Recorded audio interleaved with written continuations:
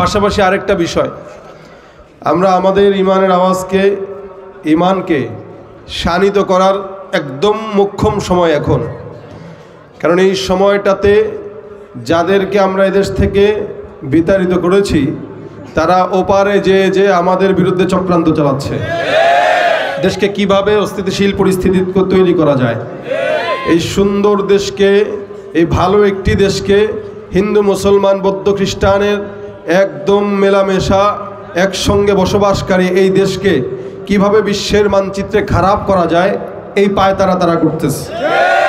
এদের বোঝা উচিত ছিল 16 বছর বাংলাদেশের রানিং ক্ষমতায় থাকার পরেও তারা 40 মিনিট টিকতে পারে নাই, জনগণ রুখে দিয়েছে। আপনারা মনে রাখবেন, যুদ্ধ তখন হয়েছে দেশ স্বাধীনতার যুদ্ধের কারণে।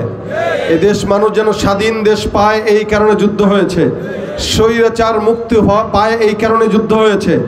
3-4 মাস আগে যে যুদ্ধটা মানুষ করেছে সেটা ছিল দেশ বাঁচানোর যুদ্ধ। এখন যেই যুদ্ধ হবে চূড়ান্ত যুদ্ধ, এটা হলো ঈমান বাঁচানোর যুদ্ধ। দেশ বাঁচানোর যুদ্ধের চাইতে ঈমান বাঁচানোর যুদ্ধ করা বেশি জরুরি।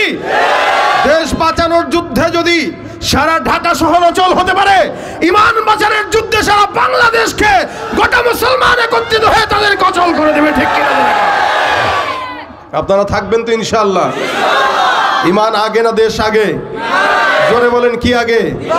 দেশের জন্য যদি 1000 মানুষ ইন্তেকাল করে, শাহাদাত বরণ করে, ঈমানের জন্য 1 লক্ষ শাহাদাত বরণ করবে। এখন থেকে আপনাদের সন্তানদেরকে আপনারা সবক দিবেন, বাবা জিহাদের জন্য প্রস্তুতি নাও।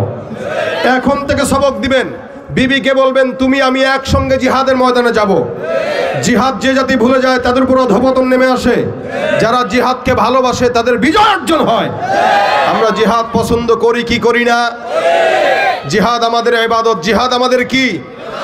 ইবাদতকে নিয়ে আমরা মরতে চাই। ভাই, সারা জিন্দেগি গুনাহ করবেন, সারা জিন্দেগি অন্যায় করবেন, জান্নাতে যাওয়ার সহজ পন্থা হলো শাহাদাত বরণ করে ইন্তেকাল করা। মরবেন দেরি হবে, জান্নাত পেতে দেরি হবে না।